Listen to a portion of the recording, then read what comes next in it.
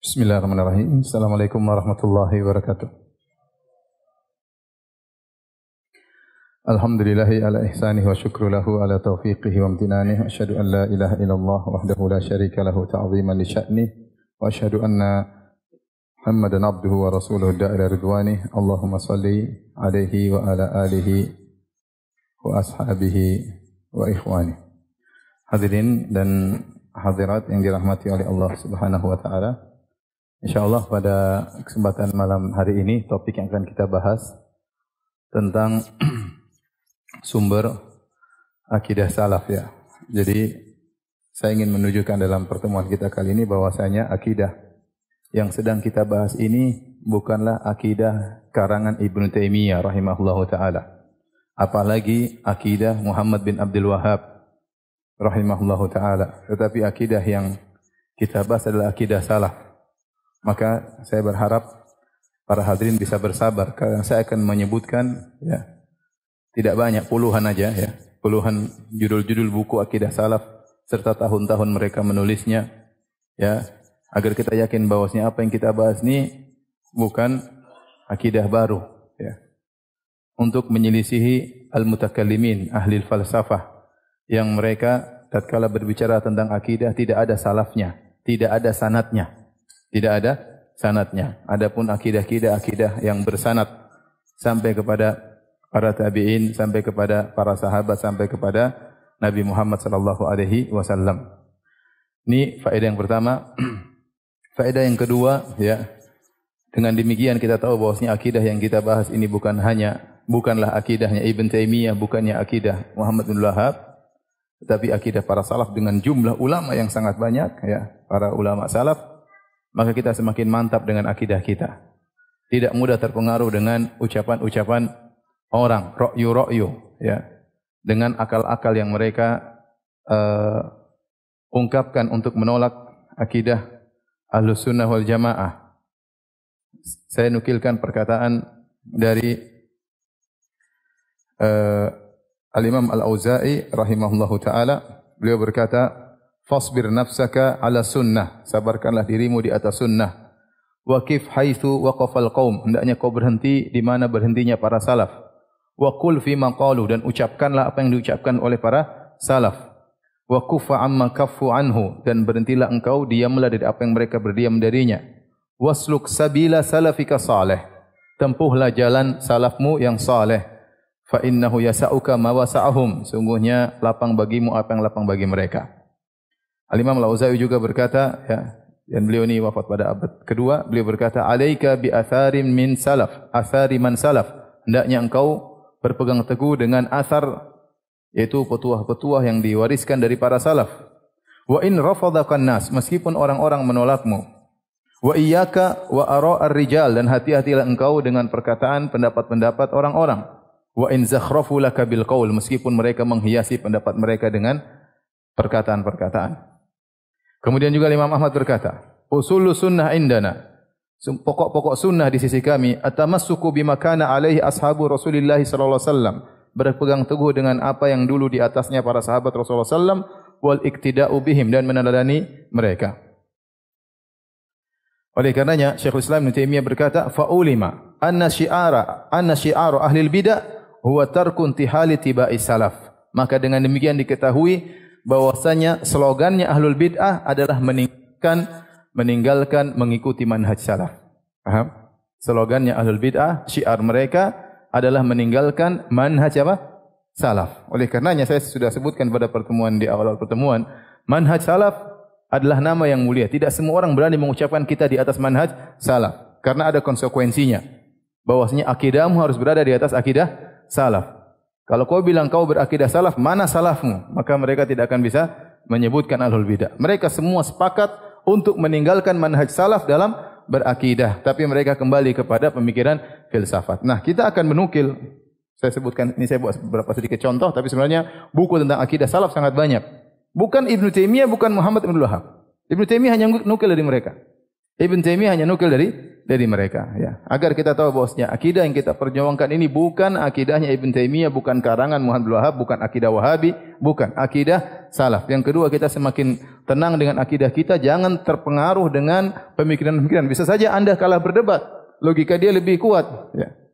Dia pakai logika, ya, tidak semua orang pandai berlogika. Kemudian Anda, wah, tapi ingat itu bukan manhaj salaf. Jangan terpedaya dengan perkataan mereka meskipun mereka menghiasi perkataan mereka. Yang ketiga, Anda akan tahu bahwasanya kalau Anda baca buku-buku akidah salaf, Anda tahu akidah salaf sangat mudah. Sangat mudah dipahami. Sebagaimana sudah kita jelaskan, sangat mudah dan sesuai dengan fitrah manusia. Tidak sulit-sulit seperti yang dipelajari oleh akidah-akidah al-mutakallimin, yaitu orang-orang Jahmiyah, Mu'tazilah, Asy'ariyah dan Maturidiyah. Akidah mereka rumit dan ruwet. Apakah Allah menurunkan akidah seperti itu kepada orang awam? Ya. Oleh karenanya ini yang ingin saya bahas pada malam hari ini, ya. Kita bacakan terlebih dahulu perkataan Ibn Taimiyah rahimahullahu taala dalam Aqidah Al-Wasithiyah. Beliau berkata, setelah kita sebutkan pada matan terdahulu, ya, di mana Ibn Taimiyah mengatakan wa minal imani, di antara iman billah kepada Allah, al-imanu bima wasafa bihi nafsahu fi kitabih. Beriman kepada Allah dengan apa yang Allah sifatkan tentang dirinya dalam Al-Quran. Wa wasafahu bihi rasuluhu. Dan apa yang telah disifatkan Rasulnya tentang Allah Muhammad sallallahu alaihi wasallam dalam hadis-hadisnya min ghairi tahrifin wala ta'til, tanpa mentahrif, tanpa menta'til, wa min ghairi takyifin wala tamtsil, tanpa mentakyif dan tanpa mentamtsil. Ini sudah kita jelaskan semuanya, ya. Kita sudah jelaskan. Tanpa mentahrif maksudnya tanpa mentakwil maknanya, tanpa mentaktil, tanpa menolak maknanya, tanpa mentakyif, tanpa membagaimanakannya, bagaimana ini, bagaimana istiwanya Allah, bagaimana tangannya Allah, enggak boleh. Wala tamtsil, apalagi menyamakan dengan tangan sifat-sifat makhluk. Bal yu'minuna bi anna Allah subhanahu laisa kamitslihi syai' wa huwa samiul basir. Bahkan mereka beriman, yaitu firqatun najiyah, ya, golongan yang selamat, mereka beriman bahwasanya Allah laisa kamitslihi syai' wa huwa samiul basir. Bahwasanya Allah tidak ada yang serupa dengannya dan Dia Maha mendengar lagi Maha melihat. Subhanallah, firman Allah ini laisa kamitslihi syai' membantah Mu'attilah dan membantah Mumatsilah, ya. Kata Allah laisa kamitslihi syai' wa huwas samiul basir. Tidak ada yang serupa dengannya.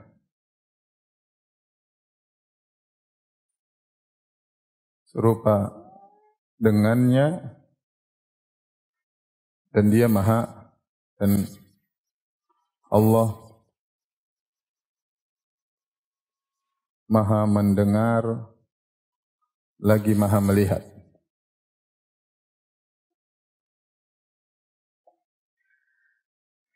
Potongan ini menunjukkan Allah bersifat. Allah memiliki sifat mendengar dan melihat.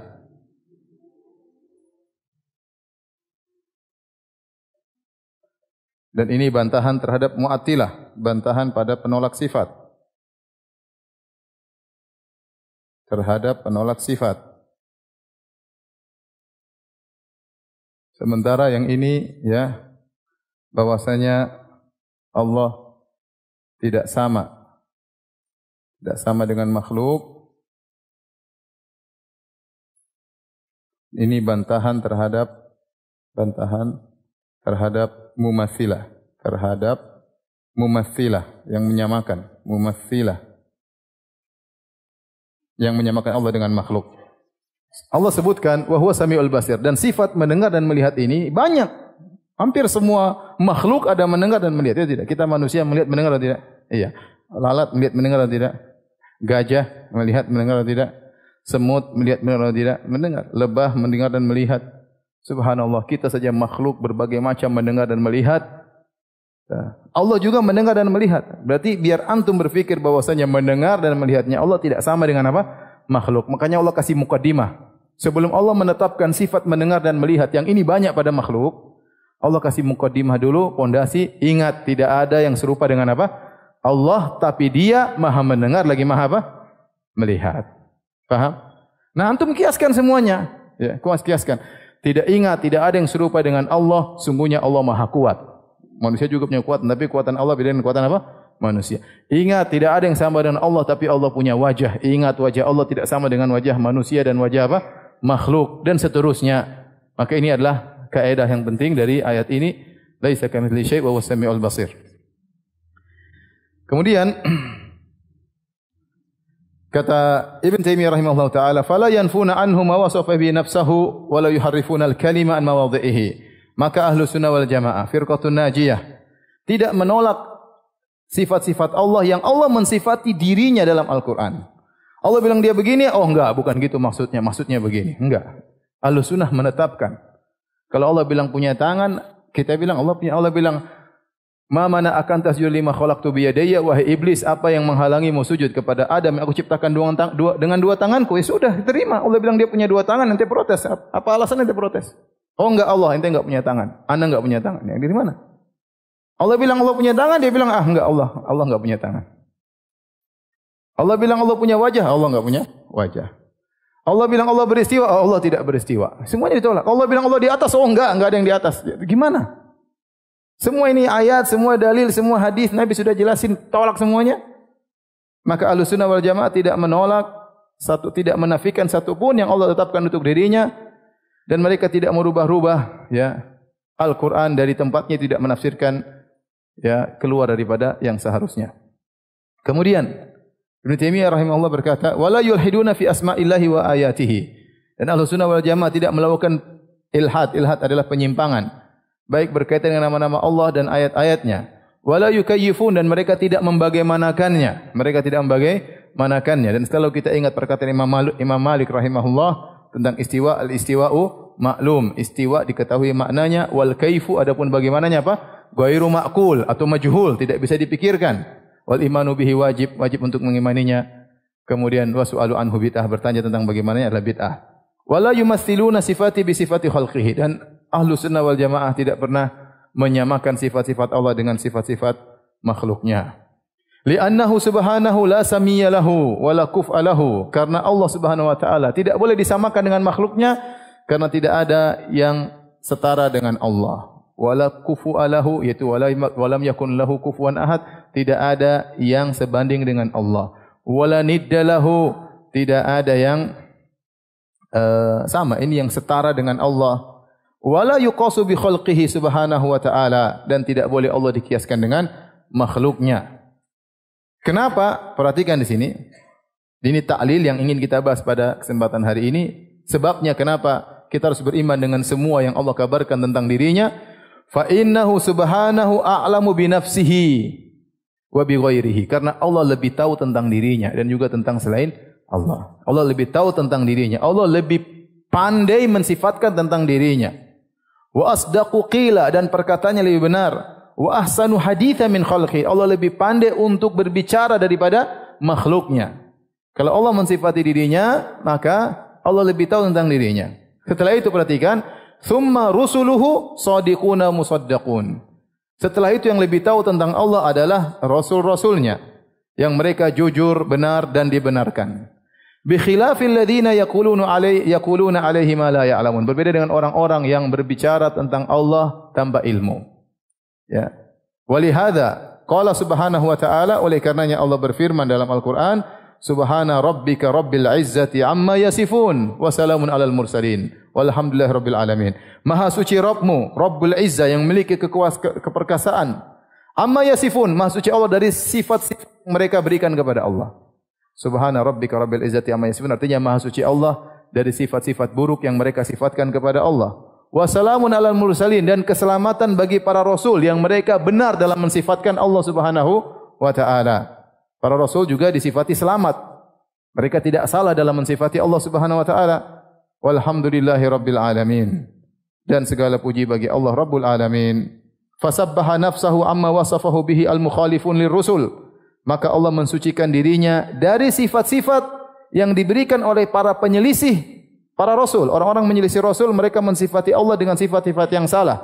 Wassalamu alal mursalin li salamati ma qaluhu minan naqsi wal aib, dan Allah mengatakan para rasul selamat karena mereka selamat dalam memberikan sifat Allah tanpa ada kekurangan, tanpa ada aib.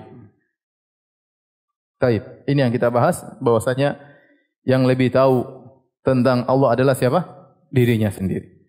Kemudian setelah itu yang lebih tahu tentang Allah adalah para rasulnya.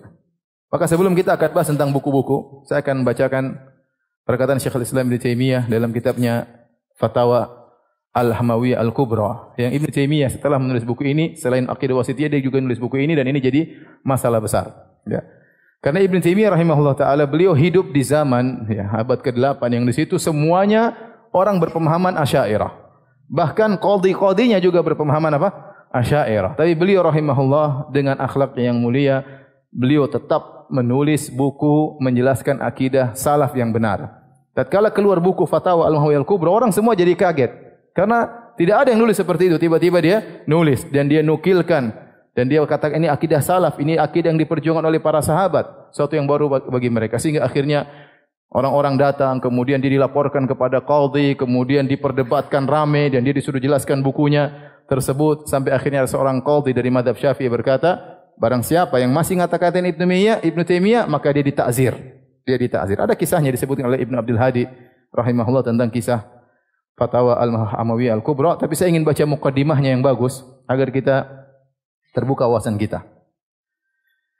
Beliau berkata, waktu beliau ditanya, wahai bagaimana pendapat anda tentang ayat-ayat sifat seperti Ar-Rahmanu 'alal 'arsy istawa, tsumma istawa ila samai wa hiya dukhan, dan ayat-ayat tentang sifat dan hadis-hadis tentang sifat. Apa jawaban beliau? Alhamdulillah rabbil alamin qauluna fiha. Segala puji bagi Allah, pendapat kami tentang ayat-ayat sifat. Ma qalahu Allah wa rasul wa sabiqunal awwalun minal muhajirin wal ansar wal ladzina tabauhum bi ihsan. Pendapat kami tentang sifat-sifat tersebut, ayat-ayat sifat dan hadis-hadis sifat adalah apa yang diucapkan oleh Allah dan Rasulnya. Dan ini pendapat as-sabiqunal awwalun dari kalangan muhajirin kaum ansar dan yang mengikuti mereka dengan baik. Wa ma qalahu a'immatul huda. Ini yang ingin saya sebutkan karena di sini semua nukilan dari a'immatul huda, para imam al-hadis. Dan ini juga akidahnya para imam-imam Islam. Ba'da haula'i alladzina ajma'al muslimun ala hidayatihim wa dirayatihim.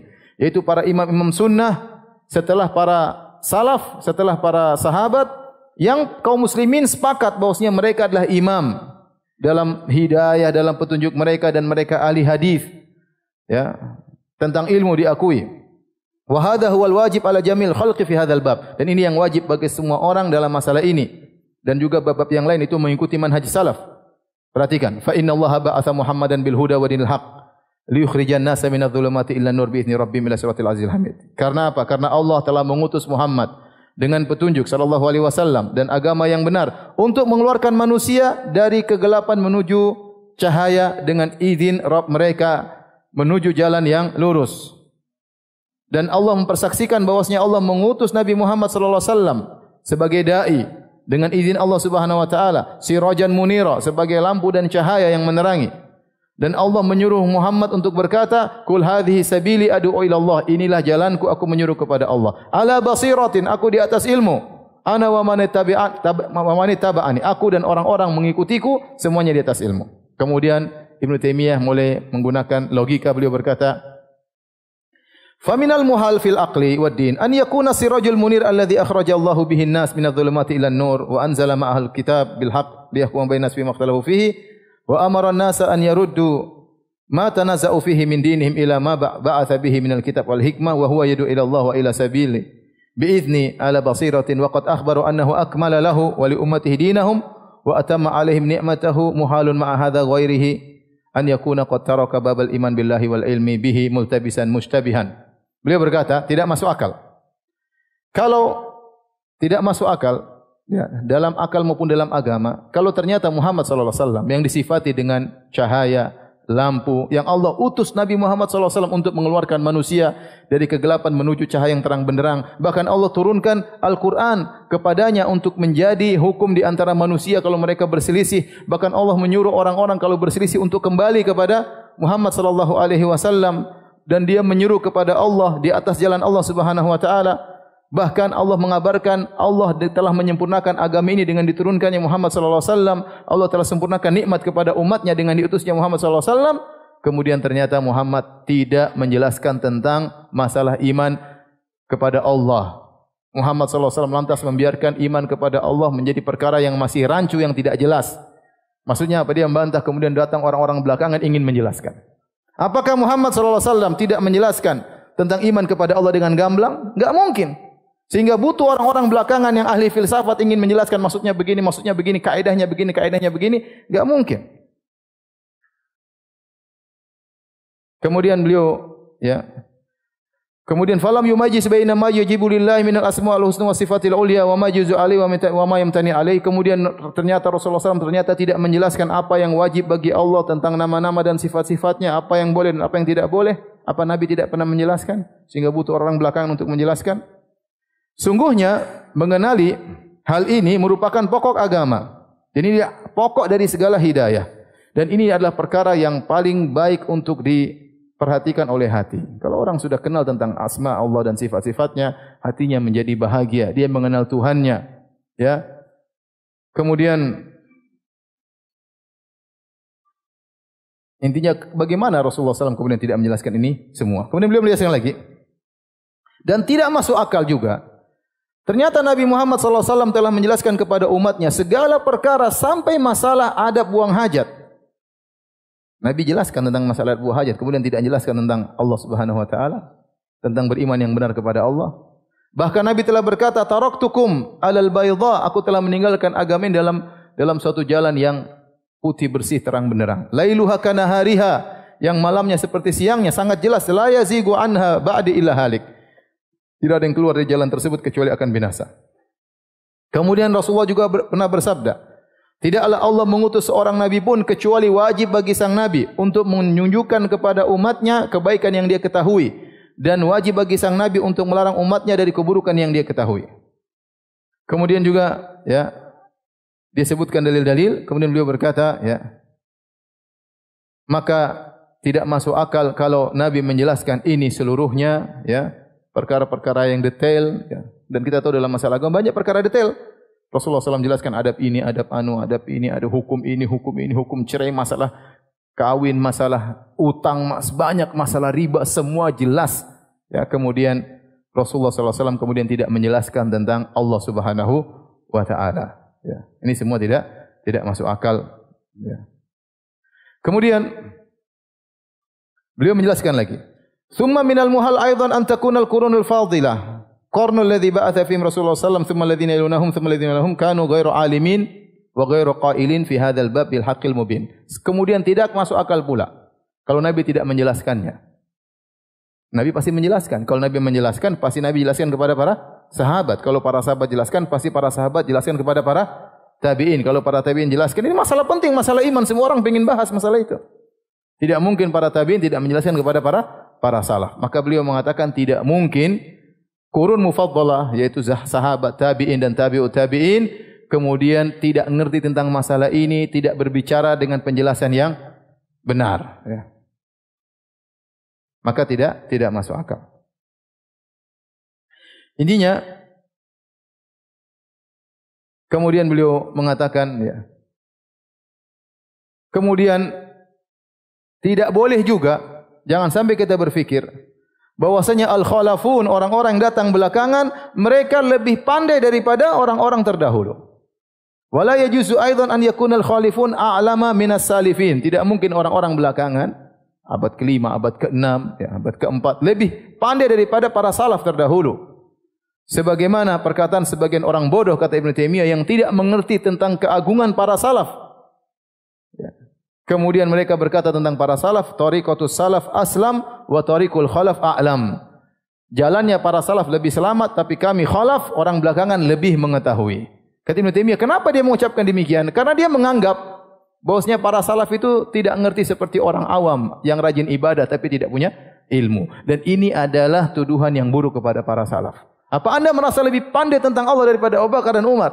Apakah anda merasa lebih pandai tentang Allah daripada para tabi'in? Jadi mereka menganggap salaf seperti orang awam yang rajin ibadah, enggak punya ilmu. Kita khalaf yang ahli ta'wil, kita lebih pandai tentang Allah daripada para salaf. Sehingga terungkap perkataan mereka, tariqatus salaf aslam, jalannya para salaf lebih selamat, namun tariqatul khalaf a'lam wa ahkam, namun kami lebih mengetahui dan kami lebih kokoh ilmu kami. Dan ini adalah celaan terhadap para salaf. Ya. Kemudian beliau jelaskan yang menakjubkan di sini. Ya.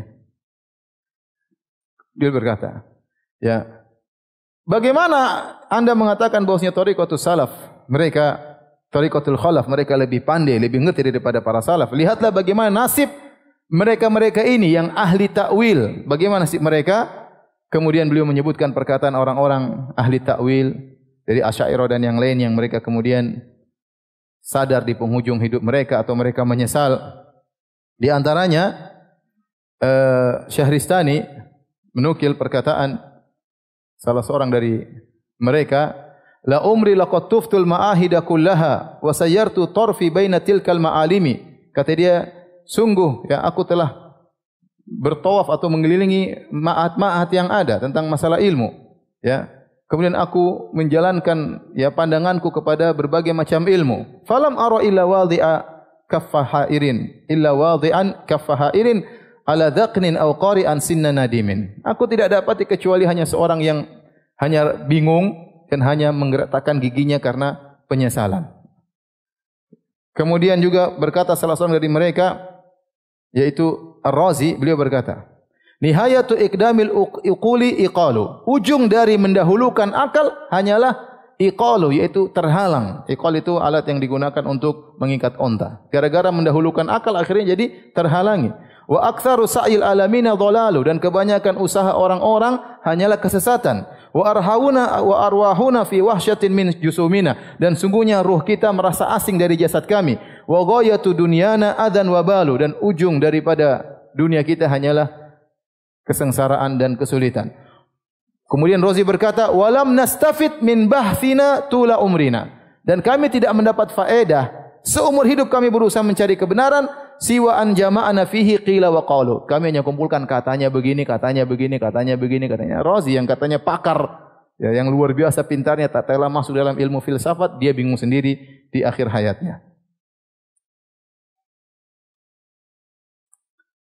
Kemudian beliau berkata juga Razi, laqad ta'ammaltu turuqal kalamiyah, sungguh aku telah memperhatikan cara-cara filsafat, wal manahij al falsafiyah, dan aku telah mengikuti manhaj falsafah. Fama ra'aituha tasfiq alilan wala tarwi qalilan, aku mendapati ternyata manhaj mereka tidak bisa menyembuhkan penyakit dan tidak bisa menghilangkan dahaga. Wa ra'aitu aqrabat turuqi tariqatul Qur'an, dan aku dapati tempat jalan yang terbaik adalah jalannya Al-Qur'an. Aqra'u fil itsbat, aku baca dalam itsbat Ar-Rahman wal 'arsy istawa, selesai. Ilaihi yas'adul kalimut thayyibu, kepadanya naik kalimat kata-kata yang baik. Wa aqra' fi nafyi, adapun masalah nafyi aku baca laisa kamitslihi syai' wa huwa samiul basir.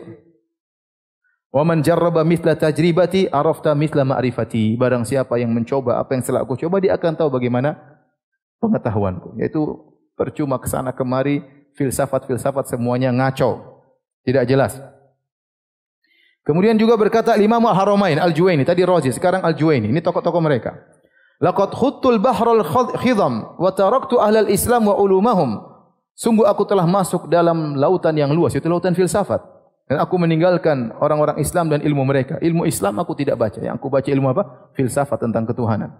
Wa khudtu fil ladzi nahawni anhu, dan aku masuk dalam ilmu yang mereka larang aku untuk masuk ke dalamnya. Wal ana illam yatadarakni rabbi bi rahmatin minhu fal wailu li fulan wa ha ana dza amutu ala aqidati ummi. Kalau sekarang Allah tidak memberikan rahmat kepadaku, maka celaka bagi si fulan. Sekarang aku ingin meninggal di atas akidah ibuku. Enggak perlu belajar filsafat. Akidah ibuku maksudnya akidah apa? Orang awam yang sesuai dengan apa? Fitrah. Wa yaqulul akhar minhum, dan ada yang berkata di antara mereka juga dari ahlul mutakallimin, ya.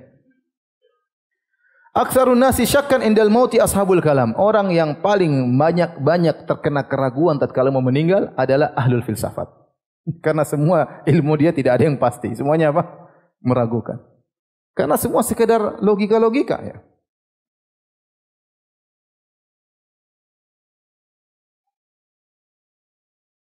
Berkata Syamsuddin Al-Khasrusyahi, dan dia adalah murid dari Razi. Ya, dia berkata kepada salah seorang yang tak bertemu dengan dia. Maka muridnya Razi ini berkata, "Ma ta'taqiduhu?" Apa yang kau yakini? Maka orang ini berkata, Ma ya'taqidul muslimun. Akidahku sebagaimana orang-orang kaum muslimin meyakininya. Wa anta munsyarihus sadri lidzalika mustaqinun bihi. Engkau meyakini apa yang diyakini orang-orang awam dan kau lapang dadamu yakin? Qala na'am, ya saya yakin. Kata dia, "Ushkurullah ala hadhihi ni'mah." Kau harus bersyukur dengan nikmat ini. Kau bisa apa? Yakin. Lakinni wallahi ma adri ma a'taqidu. Adapun saya bingung, saya tidak tahu apa saya yakini. Wallahi ma adri ma a'taqidu. Saya tidak tahu apa yang saya yakini. Sampai dia ulang-ulang, wa baka hatta akhdhala lihyatahu. Beliau pun menangis sampai jenggotnya dipenuhi dengan air mata. Kemudian di antara mereka ada yang berkata, "At-taju ala firashi." Aku tidur di atas tempat tidurku. Wa adha'ul malhafah ala wajhi. Aku tutup selimut di atas wajahku. Uqabilu baina hujaji haula wa hujaji ula hatta yatul al-fajar. Aku bandingkan orang ini pendapat kimin, aku perdebatkan dalil mereka sampai subuh. Walam yatarajjah indi min hasyai, dan aku tidak tahu mana yang benar di antara mereka. Kasihan. Sampai ada yang berkata kepada seorang awam, "Wahai fulan, tahukah engkau?" Dia datang ke orang, "Tahukah saya punya 1000 dalil tentang adanya Tuhan." Kata orang awam ini, "Karena kau ada 1000 keraguan. Kalau saya tidak butuh 1000 dalil. Tuhan ada, fitrah." Paham? Saya punya 1000 dalil untuk menunjukkan Tuhan ada. Kata orang awam ini, "Karena kau punya laula alfa syakkin." Kalau bukan karena ada 1000 keraguan dalam dirimu, maka kau tidak perlu 1000 dalil.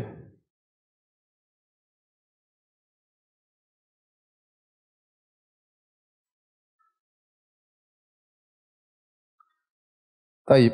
Ya. Inilah penghujung dari mereka ahlul kalam. Ya. Mereka hanyalah ditimpa dengan keraguan dan kebimbangan. Ya. Bagaimana orang-orang ini dikatakan lebih pandai daripada para salaf. Ini adalah perkataan orang-orang bodoh, kata Syekhul Islam Ibn Taimiyah rahimahullahu ta'ala. Ya. Baik, sekarang kita akan bahas pada pembahasan inti. Ya, intinya saya ingin menjelaskan bahwasanya akidah salaf diambil dari para salaf, adapun akidah ahlul bidah diambil dari orang-orang ahli filsafat Yunani dan yang lain-lainnya.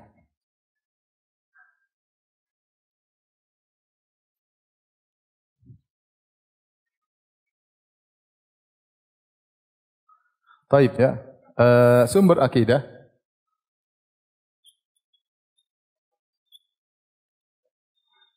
Kita manhajus salaf ya. Manhajus salaf. Adapun ini manhaj al-mutakallimin. Mutakallimin maksudnya apa? Ahlul kalam. Ahlul kalam maksudnya kalam itu maksudnya adalah ilmu filsafat, dan ada buku karangan kalau enggak salah judulnya Zammul Kalam, apakah Ibnul Jauzi atau yang lainnya. Celaan terhadap ilmu kalam, yaitu ilmu filsafat. Bagaimana Imam Syafi'i sangat anti dengan ilmu kalam. Kata Imam Syafi'i, hukmu li ahlil kalam an yujradu bin ni'al atau yujladu bil jaridah. Sungguhnya hukumku bagi orang yang belajar ilmu filsafat dipukul dengan pelepah korma ya. Kenapa? Karena dia akan belajar apa kata Aristoteles, apa kata Platon, apa kata Socrates, kemudian bicara tentang Tuhan. Ya, ente Al-Quran dan Sunnah selesai. Para salaf lebih ngerti, mereka bahagia, mereka masuk dengan apa, ente percaya Tuhan dengan jalan-jalan mereka. Dan ini ahlul kalam sudah kita sebutkan asalnya dari siapa? Ja'ad bin Dirham atau dari Jahm bin Safwan.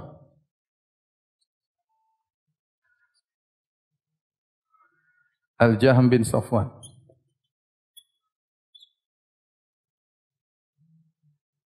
Kemudian Jahm bin Safwan mewariskannya kepada banyak orang ya, di antaranya kepada Al-Kullabiyah, kemudian apa? Al-Mu'tazilah, kemudian apa? Al-Asy'ariyah, kemudian Al-Maturidiyah. Apa yang diwariskan oleh Jahm bin Safwan? Dijelaskan oleh bin Safwan adalah dalilul a'rad. Dalil apa? A'rad. Karena ini semua kelompok-kelompok ini meyakini dalil a'rad untuk menolak sifat-sifat Allah Subhanahu wa taala. Tahukah Anda dari mana Jahm bin Safwan mengambil dalil a'rad? Jahm bin Safwan subhat terkumpul dari dirinya banyak sekali. Namun di antaranya ternyata dalil a'rad ini diambil dari Plato dan Aristoteles ya.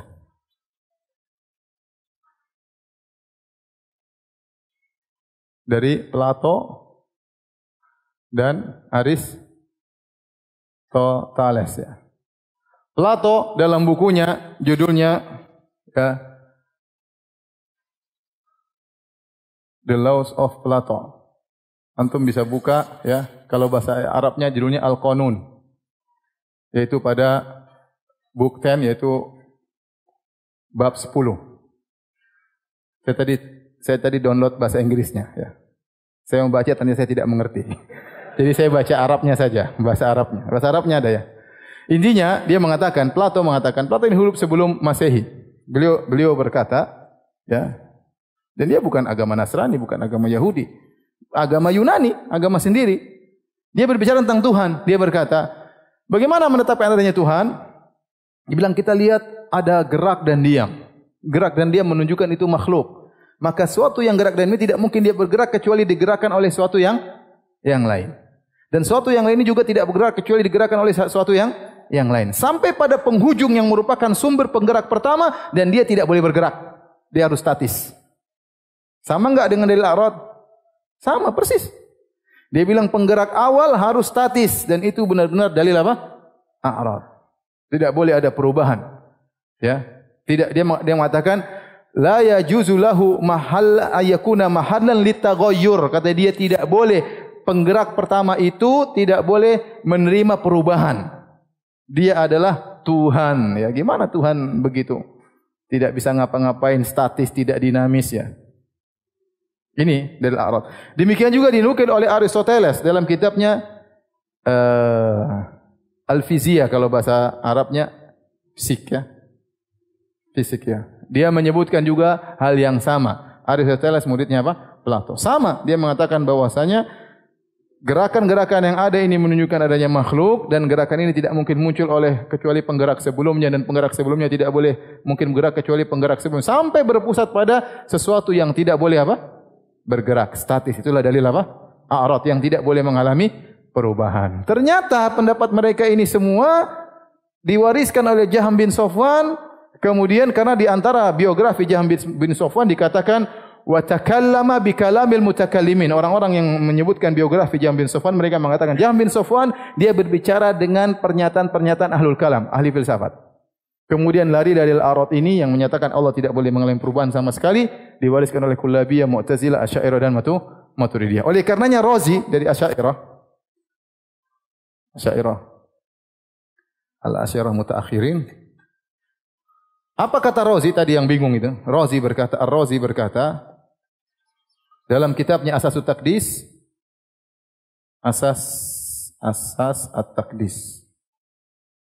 Dan ini yang dibantah oleh Ibnu Taimiyah dalam kitabnya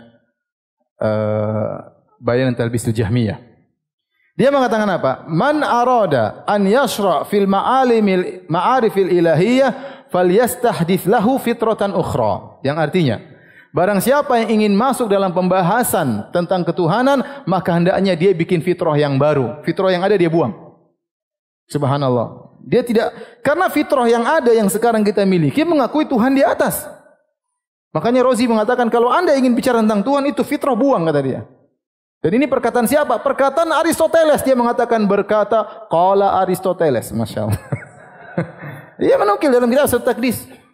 Berkata Aristoteles, barang siapa yang ingin bicara tentang Tuhan, ingin masuk dalam pembahasan ketuhanan teologi, maka hendaknya dia bikin fitrah yang baru. Gimana? Kalau Islam sesuai dengan apa fitrah? Fitrah manusia. Inilah sumber mereka kembali kepada ahli filsafat yang mereka akhirnya bingung sendiri ya. Mereka bingung sendiri. Mana coba yang seperti kita jelaskan kemarin? Allah Maha mendengar apa? Pemandangan dan Allah Maha melihat suara. Gimana? Taib. Adapun manhajus salaf ya. Maka kita akan bicara tentang sejarah penulisan akidah ya. Saya akan nukil di situ banyak tapi sementara ya. Sejarah penulisan akidah.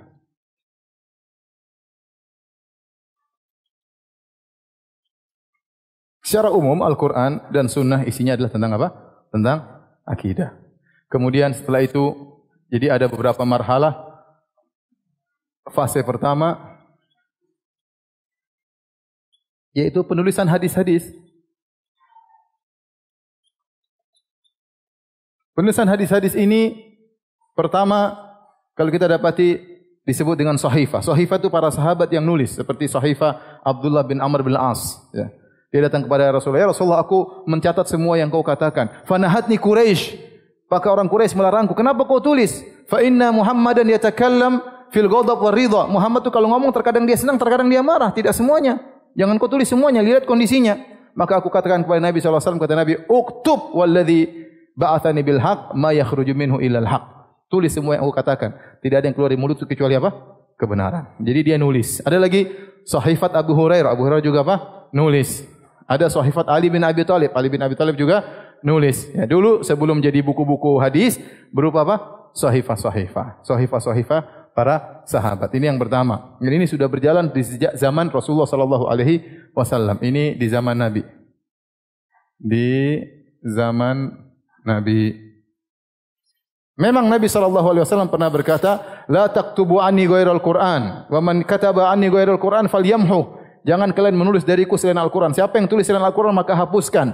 Maka kata para ulama, ini ada hadis Abu Sa'id Al-Khudri dalam Sahih Muslim, Rasulullah pernah melarang menulis selain Al-Qur'an, maka dijelaskan oleh para ulama maksudnya tidak boleh menulis Al-Qur'an dengan hadis di sampingnya. Jangan ente tulis Al-Qur'an terus sampingnya nulis hadis, karena nanti tercampur antara Al-Qur'an dan apa? Hadis. Tetapi banyak hadis menunjukkan para sahabat nulis dan Nabi juga nulis.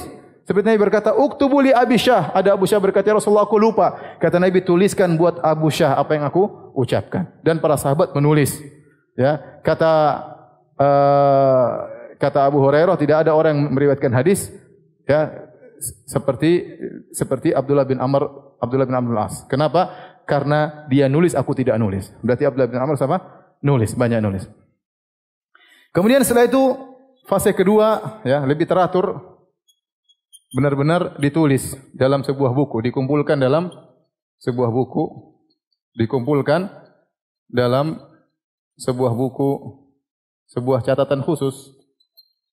Dan ini ya, di zamannya Umar bin Abdul Aziz rahimahullahu taala, yang beliau wafat pada tahun 101 Hijriah. 101 Hijriah ya. Kemudian dilakukan oleh Al-Imam Ibnu Syihab Az-Zuhri, seorang tabi'in. Kemudian dia pun mulai bersafar ke sana-sana, kemudian mengumpulkan hadis-hadis. Jadi ini di abad kedua, akhir abad pertama, awal abad kedua. Ya.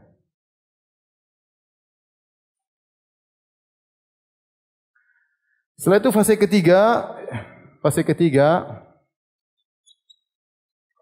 penulisan hadis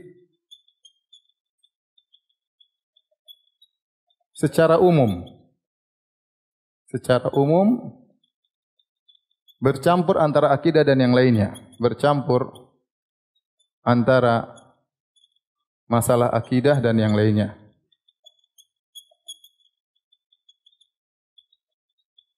Dan ini pada abad ketiga mulai ramai, maka muncullah buku-buku hadis. Yang buku-buku hadis itu banyak modelnya ya. Buku-buku hadis ada yang namanya Al-Masanid atau Al-Musnad, ada yang namanya Al-Mu'jam, ada yang namanya As-Sahih atau As-Sihah. As-Sahih. Kemudian ada yang namanya Al-Jami', ada yang namanya As-Sunan, ya. Kemudian ada yang namanya Al-Mustakhraj, ada yang namanya Al-Mustadrak. Ini jenis-jenis buku hadis yang ditulis oleh para ulama mengumpulkan seluruh apa? Hadis, ya. Musnad seperti Musnad Imam Ahmad. Sebelumnya Musnad Abu Daud atau Yalisi. Al-Mu'jam misalnya ini berdasarkan nama sahabat. Buku sahabat ini Abu Hurairah semua, misalnya Ibnu Abbas kumpulkan hadis-hadisnya. Mu'jam maksudnya berdasarkan, ada Mu'jam Al-Kabir di Tabrani berdasarkan nama sahabat, adapun Mu'jam yang ini berdasarkan nama gurunya. Jadi cara pengaturannya berbeda. Adapun as-sahih yaitu hadis-hadis yang cuma yang apa? Yang sahih, seperti Sahih Bukhari, Sahih Muslim, Sahih Ibnu Hibban, Sahih Ibnu Khuzaimah. Nanti Al-Jami' sama dengan Sunan seperti Al-Jami' At-Tirmidzi atau Sunan Tirmizi. Ini dikumpulkan di atas abwabul fiqh, bab taharah, bab ini, paham? Kemudian Al-Mustakhraj, misalnya Al-Mustakhraj ala sahih yaitu seorang penulis buku ini, dia meriwayatkan hadis-hadis dalam Sahih Bukhari. Ini hadis-hadis Bukhari, misalnya hadis A, innamal a'malu binniyat. Maka dia riwayatkan, tapi dia tidak lewat jalan Bukhari, dia lewat jalan lain. Nanti ketemu di gurunya siapa? Bukhari, paham? Jadi semakin menguatkan hadis-hadis sahih karena dia akan datang dari jalan lain dan biasanya ada tambahan lafal dan yang lainnya. Jadi fungsinya mustakhraj itu menguatkan Sahih Bukhari dan Sahih Muslim. Ada mustakhraj ala Sahih Bukhari, ada mustakhraj ala Sahih Muslim. Kemudian ada mustadrak. Mustadrak itu hadis-hadis sahih yang di luar Sahih Bukhari dan Sahih Muslim dikumpulkan oleh di antaranya Abu Abdillah Al-Hakim. Ini contoh apa? Jenis-jenis penulisan hadis. Nah, dalam buku-buku ini ada masalah-masalah akidah, namun tidak terpisahkan secara khusus. Contohnya dalam Sahih Bukhari, contoh Sahih Bukhari di akhir bab ada bab namanya yaitu bab Kitabut Tauhid. Kitabut Tauhid warad 'alal Jahmiyah. Ini di akhir Sahih Bukhari. Imam Bukhari mengkhususkan bab tentang membantah orang-orang apa? Jahmiyah. Maka dia bawakan hadis-hadis tentang Allah di atas. Membantah orang Jahmiyah yang menolak Allah di atas. Paham? Contohnya dalam Sunan Abi Dawud, contoh lagi. Dalam Sunan Abi Dawud ada bab namanya bab Ar-Rad 'alal Jahmiyah. Ini sudah masalah akidah, tapi masih bercampur baur dalam buku hadis. Ini fase ketiga. Kemudian fase keempat,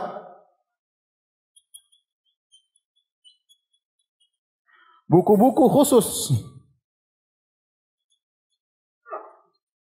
tentang akidah. Ini ada satu lagi, ada musnad, ada namanya juz'un, al-juz'. Juz' itu khusus tentang juz'u raf'ul yadain, tentang hadis-hadis tentang angkat tangan dalam salat.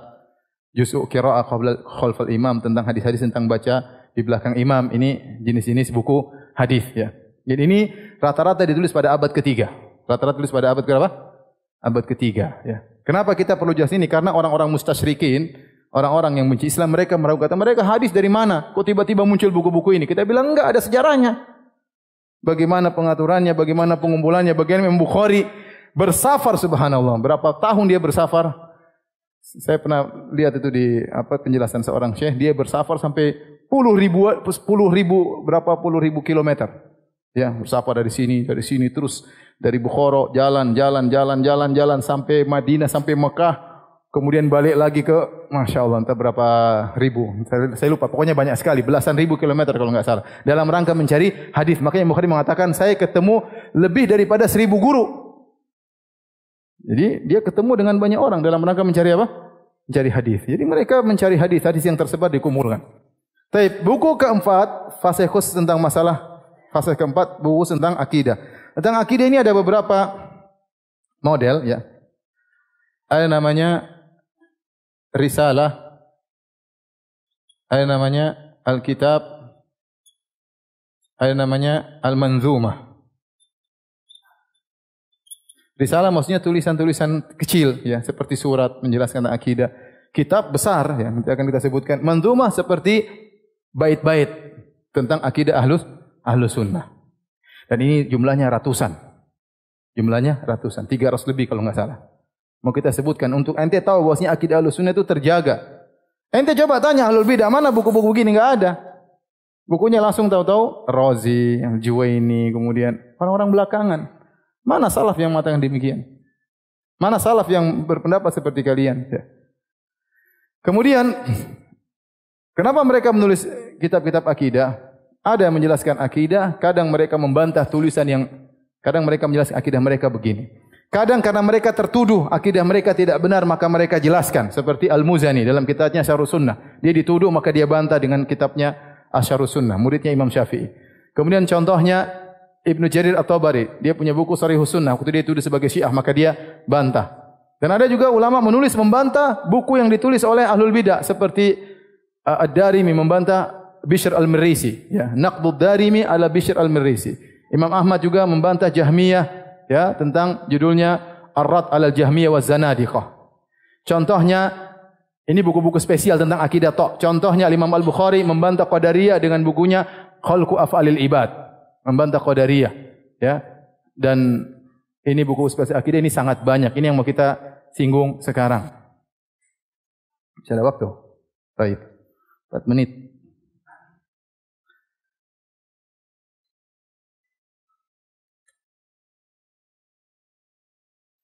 Ini buku, ya, judulnya Tarikh Tadwin fi Usuluddin. Tentang sejarah penulisan buku-buku akidah Ahlus Sunnah wal Jamaah. Ya.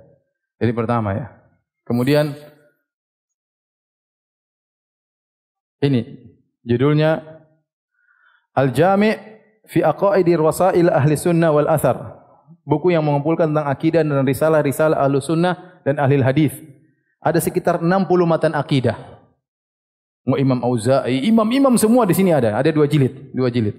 Ya, risalah-risalah kecil tentang menjelaskan akidah membantah ahlul bidah. 60 risalah ya, 2 jilid. Ini khusus manzumah tentang apa namanya? Bait-bait ya, tentang akidah Ahlus Sunnah wal Jamaah ya. Harusnya antum baca.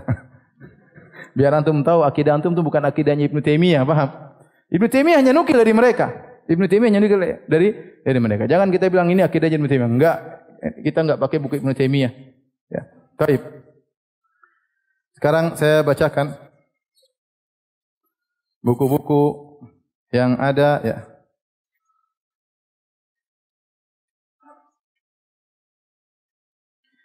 Pada abad kedua dari I'tiqad Ma'mar bin Rashid yang wafat 153 Hijriah. Kemudian ada buku lagi I'tiqad Abi Amr Abdurrahman bin Amr Al-Auza'i, Al-Imam Al-Auza'i yang tadi kita nukil perkataannya, wafat pada tahun 157 Hijriah, abad kedua.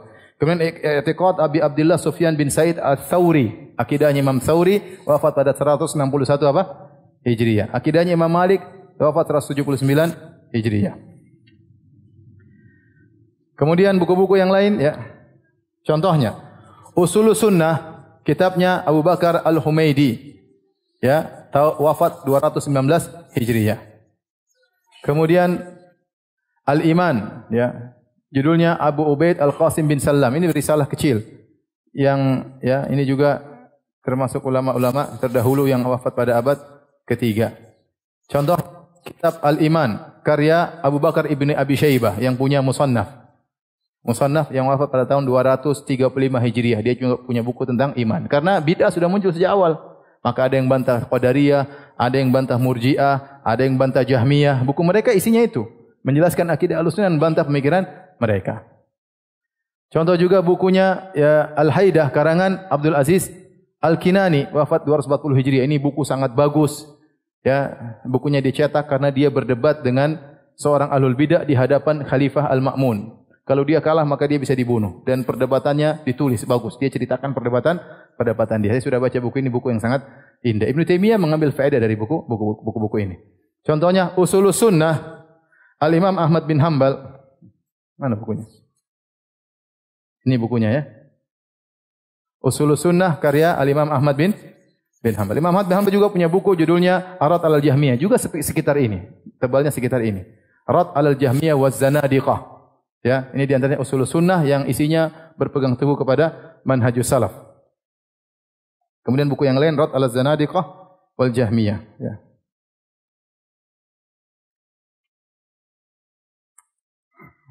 Yang baca 300 buku baca. Contohnya Syarhus Sunnah lil Muzani. Al-Muzani murid langsung Imam Syafi'i, wafat pada tahun 264 Hijriah. Bukunya kecil tentang Syarhus Sunnah lil Muzani, di situ dia bantah orang-orang yang mengatakan Al-Quran adalah makhluk, maka dia bantah.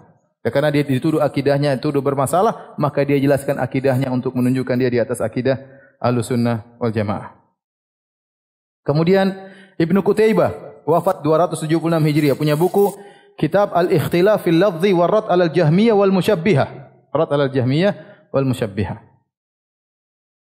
Kemudian Ad-Darimi, ya, judulnya Ar-Rad 'alal Jahmiyah. Ad-Darimi punya buku judulnya Ar-Rad 'alal Jahmiyah yang dia wafat pada tahun 280 Hijriah. Kemudian juga Kitabus Sunnah yaitu Masail Harb bin Ismail Al-Kirmani yang diriwayatkan dari Imam Ahmad. Kemudian juga Darimi punya buku Naqdu Ad-Darimi 'alal Marrisi Al-Jahmi. Ya, khusus dia bantah Al-Marrisi yang punya, mungkin Marrisi nulis buku dia bantah secara khusus, dan ini dalil bahwasanya kalau ada orang menyimpang maka wajib bagi Ahlussunnah untuk membantah.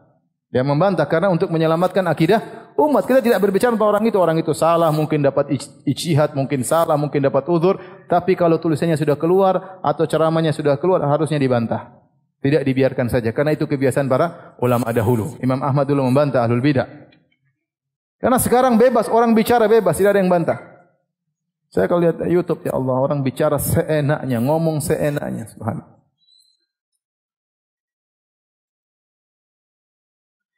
Kitabus Sunnah li Ibn Abi Asim, wafat 287 Hijriah. Kitab As-Sunnah li Abdullah bin Ahmad bin Hanbal, anaknya Imam Ahmad bin Hanbal. Dia punya kitab judulnya Kitab As-Sunnah Warad alal Jahmiyah, ini bukunya. As-Sunnah Warad alal Jahmiyah, 2 jilid. Ini saya bawa jilid pertama saja, jilid kedua saya tinggal di rumah. Ya. Paham? Kalau hilang biar kembali. Kitab As-Sunnah Warad alal Jahmiyah, ini 2 jilid. Isinya membantah ahlul bidah. Ya. Azan kah? Azan dulu.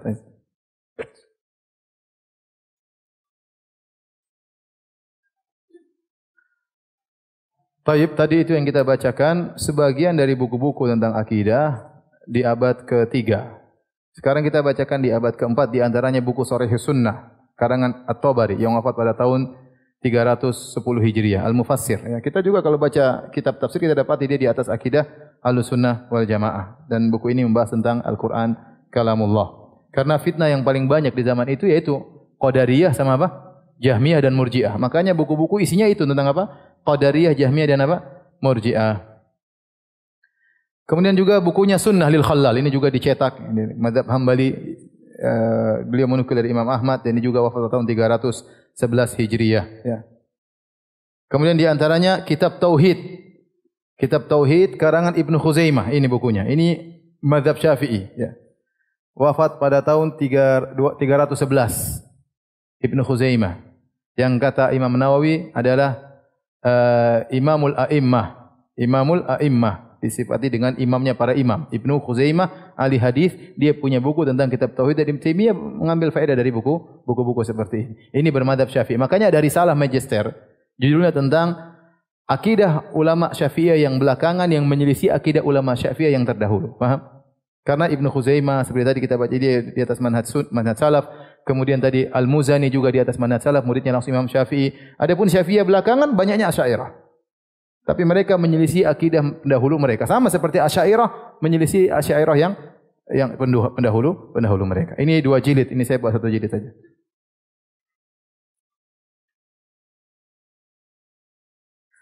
Contohnya Kitabul Qadar karangan Al-Firyabi, wafat pada tahun 301 Hijriyah. Kemudian buku-bukunya Abu Hasan Al-Asy'ari yang sampai kepada kita secara umum di atas akidah Ahlussunnah, tetapi ada kesalahan-kesalahan sedikit, seperti kitab Risalah ila Ali Thaghar. Abu Hasan Al-Asy'ari wafat pada tahun 324 Hijriah, abad ke-4. Risalah juga Al-Ibanah an Usulid Diyanah juga menetapkan akidah Ahlussunnah secara global meskipun ada kesalahan-kesalahan. Ya. Kemudian misalnya buku Maqalatul Islamiyyin juga demikian, ya, menjelaskan sebagian akidah Ahlussunnah, tidak seluruhnya. Dan banyak ya, saya membaca terlalu lama ya. Nanti antum baca sendiri ya. Ini Al-Malati Tambih Warad ala Ahlil Ahwa wal Bidah, tadi di rumah saya tidak bawa ya, karangan Al-Malati Asy-Syafi'i, mazhab Syafi'i, wafat pada tahun 377 Hijriah, tentang buku tentang firqah-firqah. Bagus bukunya, cetak sekarang agak tebal.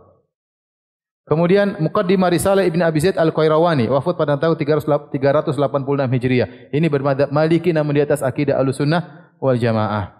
Dan bukunya banyak disyarah oleh para ulama. Ya.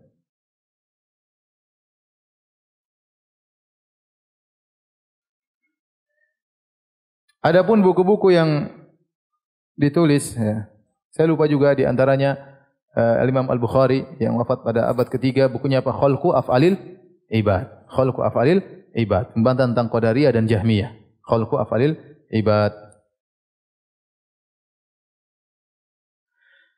Risalah As-Sijizi yang beliau wafat pada tahun 444 Hijriah. Ila ahli Zabid, firrat ala man ankara hal farau saud. As-Sijzi menulis surat kepada ahli Zabid membantah orang-orang yang mengingkari Allah berbicara dengan suara dan huruf. Jadi membantah akidah Jahmiyah dan akidah Asy'ariyah.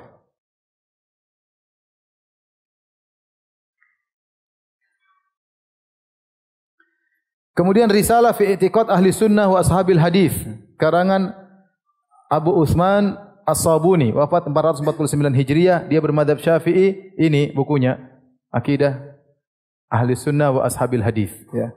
Ini juga, ini sebelum Ibnu Taimiyah. Jangan bilang ini Wahabi, ya. Ini Ibnu Taimiyah abad ke-8, Wahabi abad ke-12 atau abad ke-11. Paham?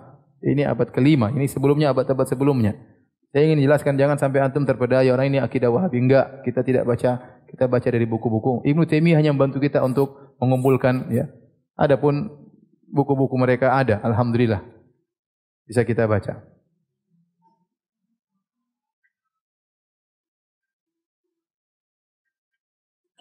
Dan masih banyak yang lainnya, sampai di antaranya kitab Asy-Syariah, ya, Lil Ajurri, ya. Syariah Lil Ajurri ini juga buku yang sering diambil faedah oleh Ibnu Taimiyah rahimahullah, wafat pada tahun 360 Hijriah, abad keempat, dan dia dikatakan bermadzhab Syafi'i. Bermadzhab apa? Syafi'i. Al-Ajurri ini dicetak dulu berapa jilid, sekarang tulisannya jadi kecil, jadi 2 jilid, ya. Baik. Sekarang manzumah, ya. Saya bacakan satu contoh saja. Manzumah Ha'iyah. Ha'iyah maksudnya terakhirnya adalah huruf ha. Manzumah karangan Ibni Abi Daud. Maksudnya anaknya Imam Abu Daud As-Sijistani. Abu Daud punya Sunan Abi Daud. Sunan Abi Daud dia punya anak di atas Ahlussunnah, manhaj Ahlussunnah wal Jamaah. Bapaknya juga, tapi anaknya menulis, dan dia wafat pada tahun 316 Hijriah. Berarti abad keberapa? Abad keempat. Saya bacakan di antara perkataan beliau dalam manzumahnya, ya. Tamassak bihablillahi wattabi'il huda wa la takub bid'iyan la'allaka tuflihu. Berpeganglah dengan tali Allah dan ikuti petunjuk. Jangan kau jadi ahlul bid'ah, semoga kau beruntung. Wadin bi kitabillahi wa sunanil lati. Beragamalah dengan Al-Qur'an dan sunnah-sunnah hadis. Jangan pakai Aristoteles dan Plato, ya. Agama dengan Al-Qur'an dan apa? Hadis. Atat an Rasulillah tanju wa tarbahu. Yang datang dari Rasulullah, sunnah-sunnah tersebut kau akan selamat dan kau akan beruntung. Wa kul ghairu makhluqin kalamu malikina. Katakanlah bahwasanya Al-Qur'an bukanlah makhluk. Bidzaka danal atqiya wa afsahu, dan itulah agama orang-orang yang bertakwa dan mereka terang-terangan mengatakannya. Wala taku fil Qur'ani bil waqfi qailan, jangan kau ragu-ragu, saya tidak tahu begini-begini tentang Al-Qur'an. Kama qala atba'u li Jahmin, sebagaimana pengikut Jaham bin Safwan. Dan seterusnya. Beliau berkata lagi, wa qul yanzilul jabbaru fi kulli lailatin, katakanlah Allah turun setiap malam. Bila kaifin, dan jangan tanya bagaimananya. Jallal wahidul mutamaddahu. Dia sebut ini kita bukan bicara baru, bukan akidah Ibnu Taimiyah. Ini akidah zaman dulu, akidahnya Nabi dan para sahabat dan para salafus saleh, dan mereka sudah menulis. Misalnya sekedar menukil saja, ya. Mana lagi, ya? Sudah, ya? Atau tadi saya baca juga Zanjani, bagus, ya. Ini Zanjani ini Syafi'i.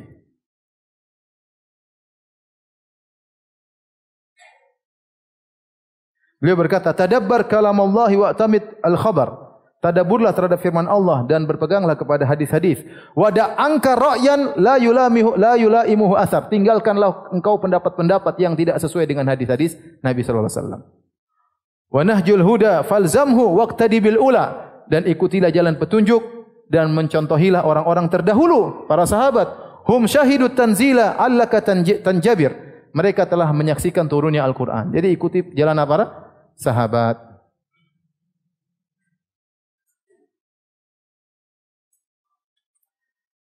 Intinya itulah di antara, ya, manzumah-manzumah. Sekarang kita baca ada 60 apa? Risalah. Banyak antum baca risalahnya Al-Auza'i, risalahnya Abu Hatim Ar-Razi, Abu Zur'a Ar-Razi, ulama-ulama seabrek-abrek 60 di sini, risalah-risalah tentang akidah Ahlussunnah wal Jamaah. Maksud saya, antum tidak usah ragu-ragu, ya, bahwasanya apa yang kita sampaikan ini bukan karangan Ibnu Taimiyah, ya.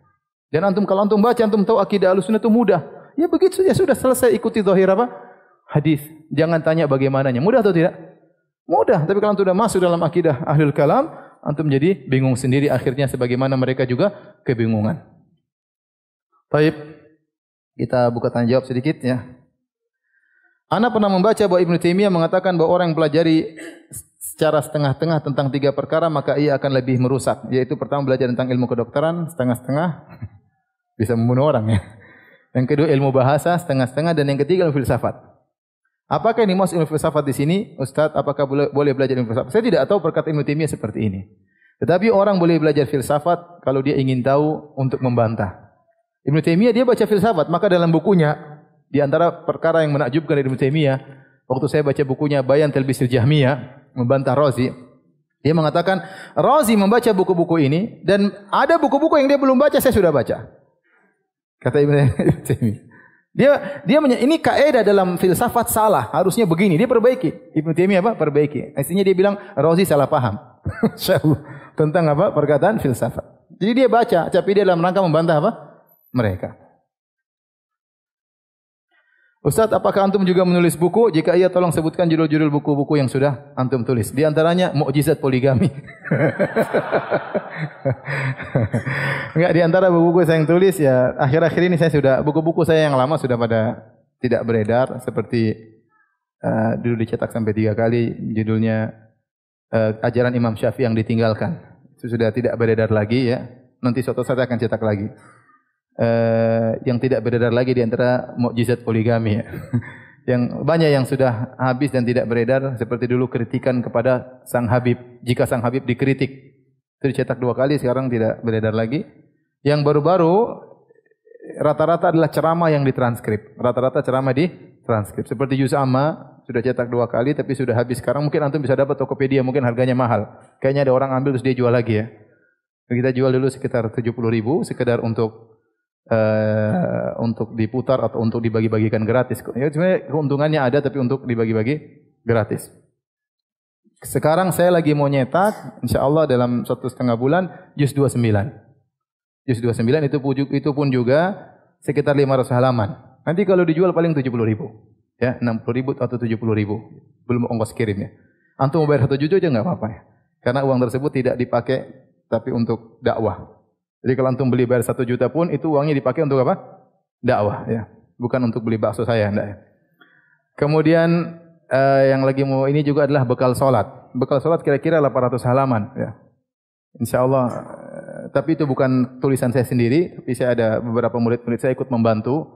Nanti antum lihat mungkin model bahasanya berbeda-beda karena bukan saya tulis sendiri. Ya, ada murid-murid saya yang bantu menulis sekitar 800 halaman atau 1000 halaman. Tetapi insyaallah tanggal 12 Januari antum bisa download gratis aplikasinya. Ya, bisa download gratis aplikasinya. Mudah-mudahan launching pada jadwal yang tepat tanggal 12 Januari. Kemudian juz 28 dan 27 sedang ditranskrip. Kalau sudah selesai insyaallah mudah-mudahan bisa dicetak lagi. Itu buku-buku yang mungkin sebentar lagi akan beredar, mudah-mudahan dimudahkan oleh Allah Subhanahu wa taala. Akidah wasithiyah mau ditranskrip lagi. Tapi yang transkrip harus jago ya. Kalau tidak nanti menyesatkan. Ustaz, saya sering was-was dengan kehidupan dunia dan sering sedih ketika mendapat hasil yang kurang memuaskan. Bagaimana saran yang baik menghadapi kesedihan agar tidak futur?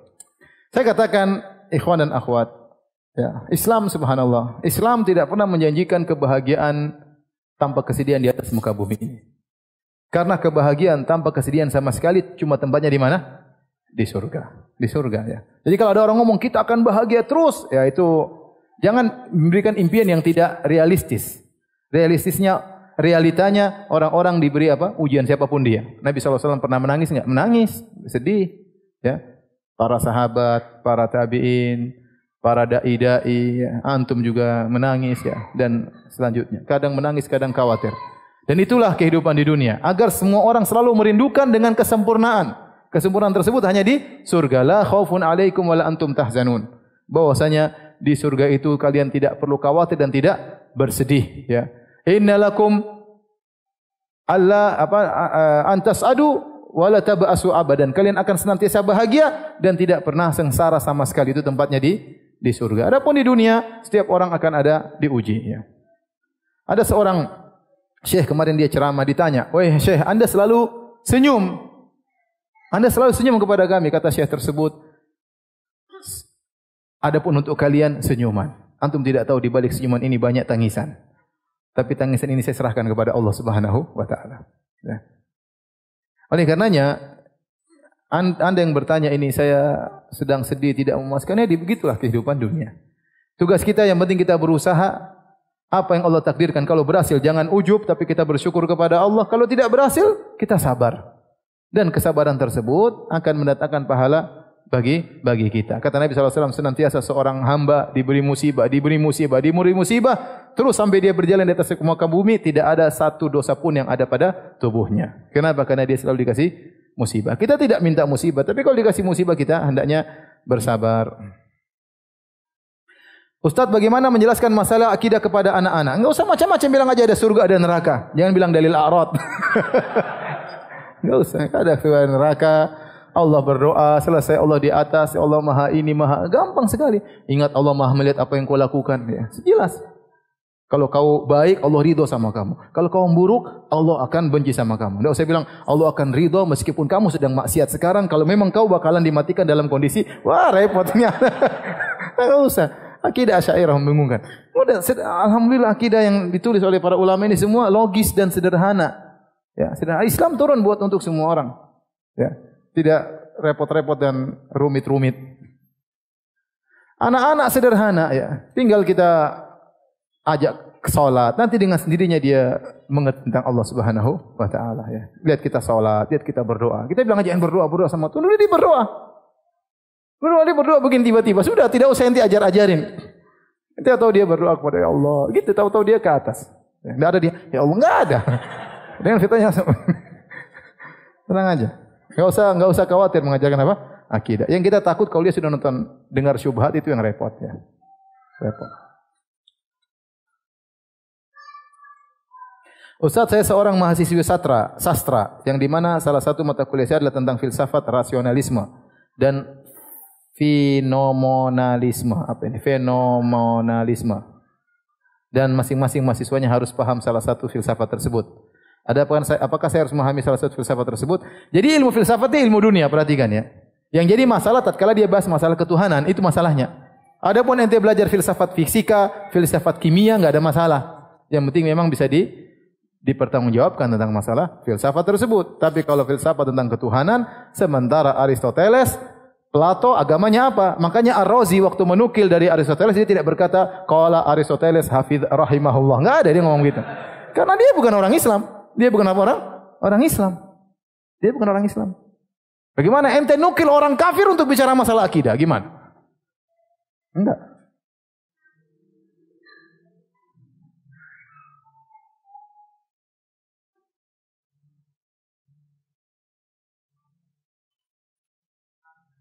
Iya.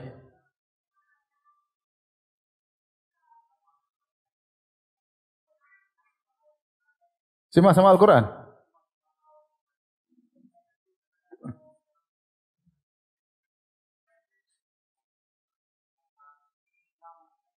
Ada kakaknya hanya berpegang dengan Al-Quran. Terus kalau berpegang dengan hadis, maka dia telah menuhankan siapa? Ulama, iya. Dia yang berpegang dengan Al-Quran, dia mempertuhankan dirinya sendiri, paham?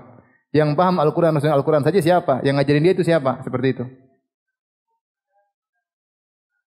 Ya itu dia menuhankan WA. Gimana? Gimana orang pakai Al-Quran? Gimana antum belajar? Gimana antum mau haji kalau cuma Al-Quran? Gimana mau sholat? Coba. Allah mengatakan aqimus sholat. Coba sholatnya. Dari mana tulis 5 waktu? Waktu zuhur begini, mana dalilnya? Dalam Al-Quran mana syahadah? Kalau mau syahadah, asyhadu. Dia enggak syahadah berarti. Terus Muhammad mau di manain? Bilang ente itu namanya bukan orang Islam.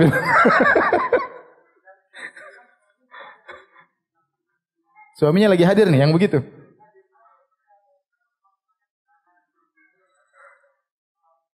Enggak, yang bilang begitu lagi hadir. Suaminya bukan orangnya. Ya nanti diskusi aja baik-baik ya. Bilang Mas, seng koyok sampean iki sopo sang dunia iki. Sampean tok koyok ngene gitu loh. Sak dunia ini enggak ada seperti ente nih, sa Indonesia. Semuanya di neraka, ente sendiri di surga. Yang benar Mas gitu. Paham gitu?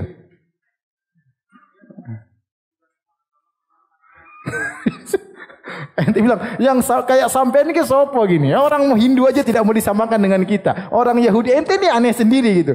Ini orang selama ini sesat, ente muncul baru, semua sesat, ente benar sendiri. Pakai logika begitu. Ya sudah, panggil dia ini besok ke sini, suruh ke sini ngobrol sama saya. Mudah-mudahan Allah kasih petunjuk. Baik, demikian saja kajian kita. Subhanakallah bihamdik, asyhadu an la ilaha illa anta, astaghfiruka wa atubu ilaik. Assalamualaikum warahmatullahi wabarakatuh.